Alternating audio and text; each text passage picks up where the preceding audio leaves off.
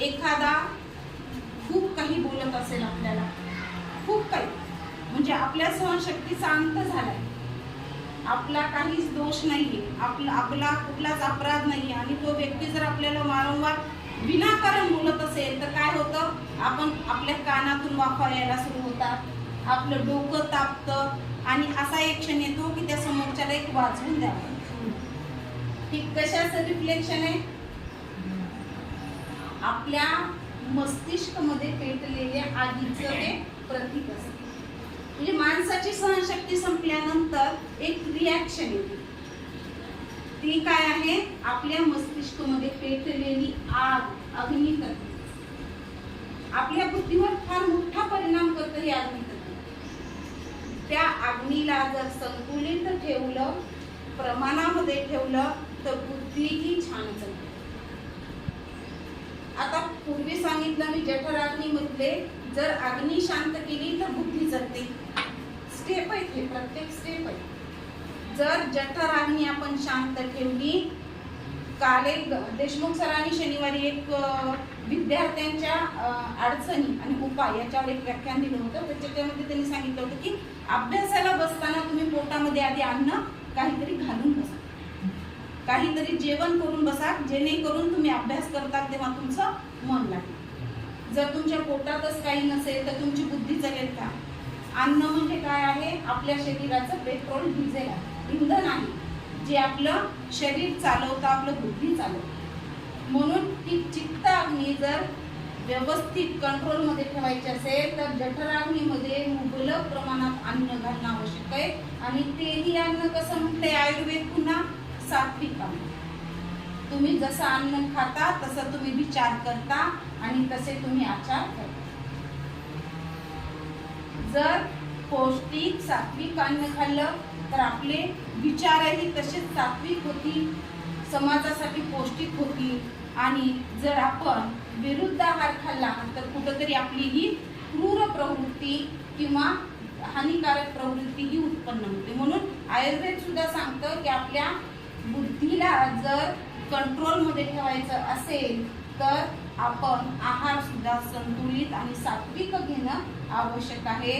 आणि अग्नी तत्व जे आहे आपल्या शरीरामध्ये ते कंट्रोलमध्ये ठेवणं गरजेचं आहे, जे की आपल्याच हातात आहे, दुसऱ्याच्या हातामध्ये नाही. आपल्या शरीरामधले हे तत्व कंट्रोल ठेवायचं काम हे आपणच करू शकतो.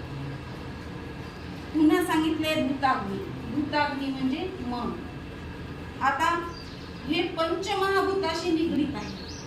आता या तत्वाविषयी सांगते की एक संकल्पना आपल्याला माहिती आहे की यत्र यत्र धूमः तत्र तत्र अग्नी, आणि यत्र यत्र अग्नी तत्र तत्र धूम. एक कन्सेप्ट माहिती आहे आपल्याला आयुष्याची की दूर कुठं जर धूर दिसत असेल आपल्याला तर आपण काय म्हणतो? तिथं अग्नी पेटलेला आहे.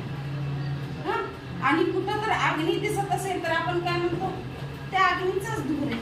धूर कुठून आला रे म्हणलं तर काय म्हणतो? ते नाही का बाजूला अग्नी लागली, आग पेटली, त्याचा धूर. ही कन्सेप्ट आहे. ही कन्सेप्ट आपल्या मनाला पक्की माहीत झाली आहे. म्हणून आपण दुरून सुद्धा धूर दिसला तर काय म्हणतो? की तिथं आग लागलेली असेल.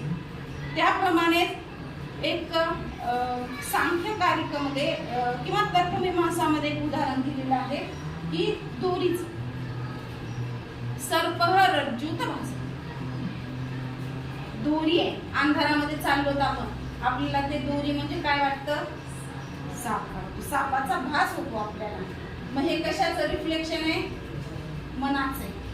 आपल्या मनामध्ये आपण ते ग्रह केलेला आहे, आपण मनामध्ये ते स्थित केलेलं आहे की लांब सडक ते काय असतं? साप असतो. आणि जिथं जिथं धूर आहे तिथं अग्नी असते. ही मनाच्या भावना आहेत, संकल्पना आहेत.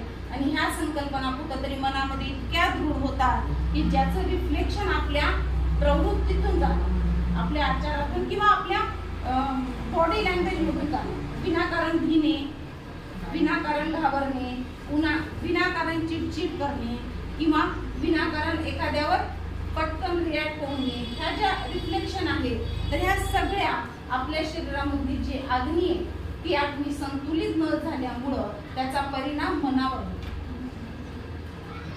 सगळे विचार कुठे येतात? आपल्या मनामध्ये येतात. बरं, मन आपल्याला माहिती आहे का कुठे येते? मन माहिती आहे का आपल्या शरीरामध्ये कुठे? प्रत्येकाला विचारलं तर अवयव सांगू शकतो ना आपण, की माझं हृदय इथं आहे, माझं कान इथं आहे, माझे डोळे इथे आहेत, आपण सांगू शकतो. पण मन कुठे सांगू शकतो का आपण? तर याच्याविषयी मन म्हणजे थोडक्यामध्ये आत्मतत्व किंवा प्राणतत्व असं म्हटलेलं आहे. आणि याच्याविषयी एक छोटीशी कथा आहे, मी तुम्हाला सांगते, ऐकायची. एक 10वी का 12वीच्या चॅप्टर मध्ये होते अहम प्राणास्मी. अहम प्राणास्मी म्हणायचं एक छोटासा पाठ होता. त्या पाठामध्ये होतं की आपल्याला माहिती आहे सगळ्या जगाचा नियंता किंवा सगळ्यात प्रमुख देव कोणता आहे? तर ब्रह्मा. तर एका दिवशी काय झालं की शरीरामध्ये भांडण लागलं. शरीरात 5 इंद्रिय आहेत माहिती आहे. 5 इंद्रियामध्ये भांडण लागलं की शरीराचा मी प्रमुख आहे, मी आहे तर शरीर आहे, मी आहे तर शरीर चालतं, नाही तर नाही. 5 इंद्रियामध्ये इतका वाद लागला की ते 5ही मिळून ब्रह्माजवळ गेले आणि ब्रह्माला म्हटलं की बाबा रे, आमच्यात वाद लागले, आता तूच सांग आमच्यामध्ये सर्वश्रेष्ठ कोण? मग ब्रह्मदेवानी थोडासा विचार केला आणि असं म्हटलं ठीक आहे, याचं सोल्युशन आहे. प्रत्येकानं काय करा, 8 दिवस शरीरातून बाहेर जा. डोळा, तू 8 दिवस बाहेर जा. 8 दिवसानं बाहेर येऊन 4 विचार ना इंद्रियांना तुझ्याशिवाय काही आडले का? ठीक आहे म्हणले, आले. शरीरातून पहिल्यांदा डोळा गेला, 8 दिवसांनी वापस आला. गर्वाने त्याला वाटलं की पाहताच येत नाही तर याचं काय चालेल शरीर. गर्वाने आल्याने विचारलं की माझ्याशिवाय काय आडलं का रे? तर ते काय म्हणाले, चारितत्वाने नाही रे आडलं तुझ्याशिवाय. छान कानानं ऐकू येत होतं, नाकाने वास येत होता, स्पर्श होत होता, जिभीने चव कळत होती, त्याच्यामुळे तू नसलास तरी काही फरक पडला नाही. शरीर आमचं छान चाललं. मग पुन्हा गेले कर्मेंद्रिय, ते वापस आले. त्यांनी विचारलं, ते म्हणजे नाही रे बाबा तुझ्याशिवाय काहीच नाही आलं. छान डोळ्यांनी पाहता आलं, नाकाने वास घेता आला, जिभीने चव घेता आली आणि स्पर्शाने काय आहे ते कळालं. असं 5ही तत्व एक एक करून जाऊन आले आणि आल्यानंतर प्रत्येकांना कळून चुकलं की आपण म्हणजे श्रेष्ठ नाही. पुन्हा वाद जैसे ते पुन्हा ब्रह्मदेवाला गेले आणि ब्रह्मदेवाला म्हणले की अरे बाबा तू सांगितलंस उपाय केला, आम्ही पण काहीच नाही ना पर्याय निघाला, मग आता तरी सोल्युशन सांग. मग ब्रह्माने सांगितलं बरं ठीक आहे, हे शरीर आहे ना, या शरीरामधून तुम्ही 5ही जण एकदाच बाहेर निघा आणि मग सांगा कोण श्रेष्ठ आहे. मग जेव्हा ते 5ही जण शरीरातून एकत्ररित्या बाहेर गेलं तेव्हा ते शरीर कसं झालं? मृत झालं. म्हणजे जेव्हा 5ही इंद्रिय आपल्या शरीरामध्ये, 5ही तत्व आपल्या शरीरामध्ये स्थित असतात तेव्हा आपण जिवंत आहोत.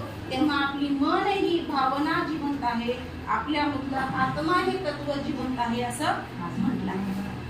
आणि हे आत्मा तत्व, हे मन तत्व जपणं आपलं काम आहे.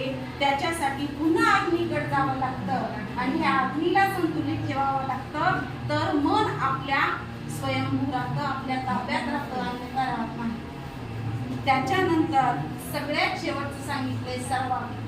सर्वाग्नी म्हणजे काय? ह्या सगळ्या अग्नी एकत्रितरित्या आपल्या शरीरामध्ये व्यवस्थितरित्या काम करता आहेत की नाही हे पाहिलं.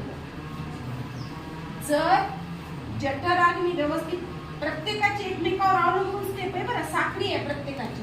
जर जठराग्नी व्यवस्थित चालत असेल तरच चित्ताग्नी व्यवस्थित चालते, चित्ताग्नी व्यवस्थित चालत असेल तरच भूताग्नी व्यवस्थित चालते आणि हे तिन्ही व्यवस्थित चालत असेल तर सर्वाग्नी म्हणजे आपले शरीर अगदी व्यवस्थित चालतं. आणि याच्यासाठी सगळ्यात महत्त्वाचं आहे आपल्या शरीरामध्ये असणारं जे अग्नितत्व आहे त्याला संतुलित ठेवणं. जर संतुलित ठेवलं नाही तर विनाकारण वेगवेगळे रिफ्लेक्शन आपल्यामधून सुरू होतात. वेगवेगळ्या मेंदूने, मनाने, बुद्धीने आणि पोटातल्या पेटलेल्या अग्नी, वेगवेगळ्या स्वरूपामधल्या अग्नी वेगवेगळे रूप घेऊन बाहेर पडतात आणि आपल्याला कुठेतरी वेगळ्याच प्रवृत्तीकडे नेतात. म्हणून आपल्या शरीरामधलं हे अग्नितत्व सांभाळणं खूप महत्त्वाचं आहे. एवढंच मला या आजच्या व्याख्यानामध्ये सांगायचं होतं. जर आणखी काही तुम्हाला, कारण हा विषय खूप व्याप्त आहे, जवळपास एक थिसिस जरी लिहिला या विषयावर तर कमीच आहे, खूप व्याप्त आहे. अगदी अल्प स्वरूपामध्ये मी मांडण्याचा प्रयत्न केलाय. जर आणखी कोणाला याच्याविषयी उत्सुकता असेल तर आपण आणखी नक्की एका दिवशी एक लेक्चर घेऊ. मी विस्तृत स्वरूपामध्ये प्रत्येक लेक्चर. धन्यवाद. मला